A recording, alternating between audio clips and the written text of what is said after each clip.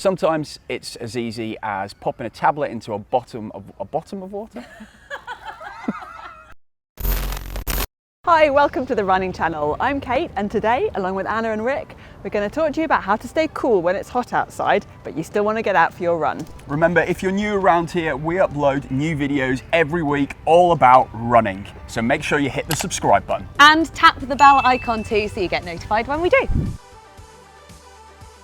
Think about how you're going to stay hydrated, not just on the run itself, but more importantly, before you set out. If it is really hot outside, get yourself one of these, an electrolyte drink. There are loads available, or it might just be as simple as popping a tablet into a bottle of water.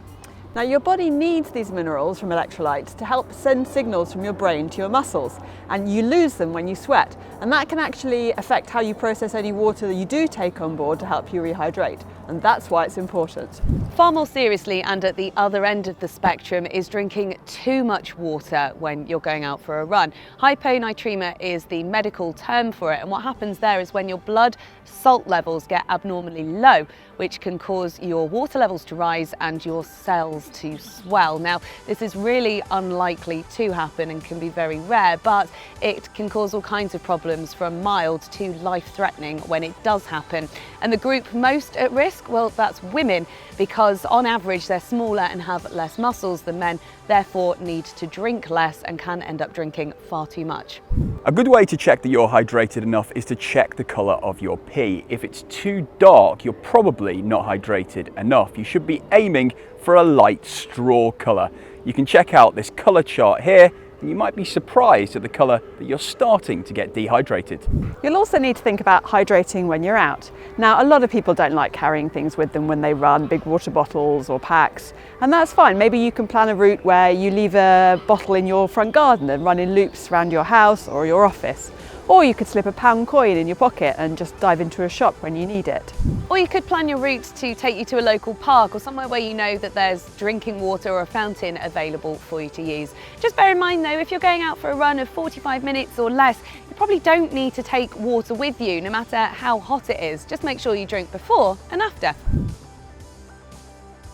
Wear sun cream, even if you're going out for a quick jog. You can get sport-specific ones, but anything that's water resistant should do the trick. Just be careful of putting it on your forehead, as if it gets into your eyes, it's going to sting like hell. So whack some Vaseline temple to temple or some Body Glide, and that should stop the flow. You can get all sorts of running hats, all different varieties, or visors too. They'll help draw the sweat away and let the air in, so they're super breathable as well. And if it's really hot, you can actually pour water on your hat and it'll really help to cool your head down. But if you don't like to wear a hat, maybe try some running sunglasses. Keep the glare out of your eyes. Hats are also super useful for keeping your ponytail in check, and as Kate mentioned, the visor will help keep the glare of the sun away from your face, so it might even feel a little bit cooler even if the temperature is the same.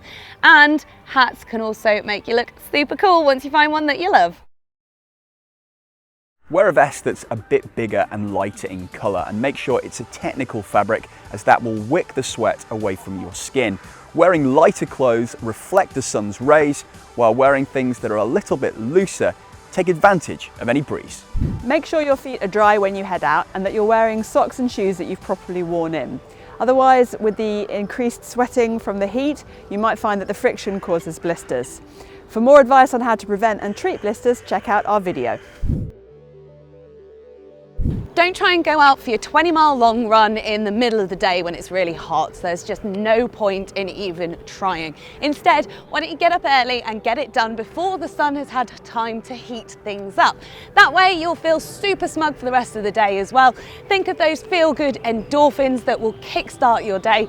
You could wait and leave it till later in the evening when it's a bit cooler too, but in areas that are built up like in towns and cities, the sun's heat can really be held onto in the pavements and in the buildings, so it could still feel a little bit warm out there. So, best tip, get it done early.